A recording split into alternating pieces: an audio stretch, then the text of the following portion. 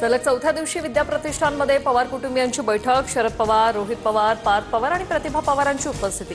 पार्थ पवार संस्थेचे विश्वस्त होण्याची शक्यता.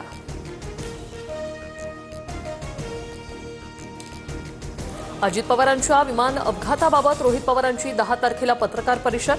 तर दोन्ही राष्ट्रवादींच्या विलीनीकरण चर्चेबाबत 12 फेब्रुवारीला बोलणार. रोहित पवारांची माहिती. 10 तारखेला आम्ही सुनेत्रा पवारांसोबत चर्चा करणार. राष्ट्रवादी विलीनीकरणावर सुनेत्रा पवार निर्णय घेतील. सुनील तटकरेंकडून स्पष्ट. 12 जिल्हा परिषद 125 पंचायत समित्यांसाठी राज्यभरात 70 ते 75% मतदान झाल्याचा अंदाज. 7438 उमेदवारांचं भवितव्य मतपेटीत बंद. उद्या निकाल जाहीर होणार.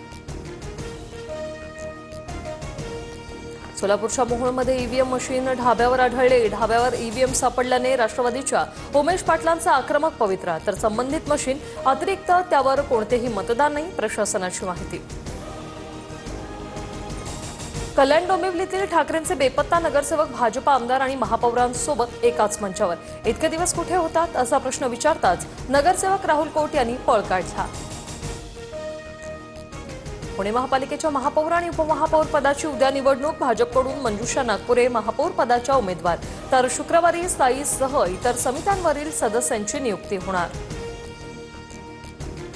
अनिल देशमुखांचे पुत्र सलील देशमुखांच्या कंपनीचा दोषमुक्तीचा अर्ज कोर्टाने फेटाळला.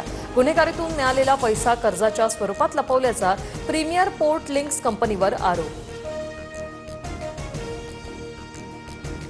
मुंबईच्या समुद्रात आंतरराष्ट्रीय तेल तस्करांवर तटरक्षक दलाची धडक कारवाई. मोठ्या प्रमाणात तेलसाठा असलेली जहाजं जप्त. मंगळवारपासून 12वी बोर्डाच्या परीक्षा कॉपीमुक्त वातावरणात. परीक्षेसाठी कडक नियम. केंद्राभोवती 500 मीटर परिसरातील झेरॉक्स दुकानं बंद ठेवा. राज्य मंडळाचे निर्देश.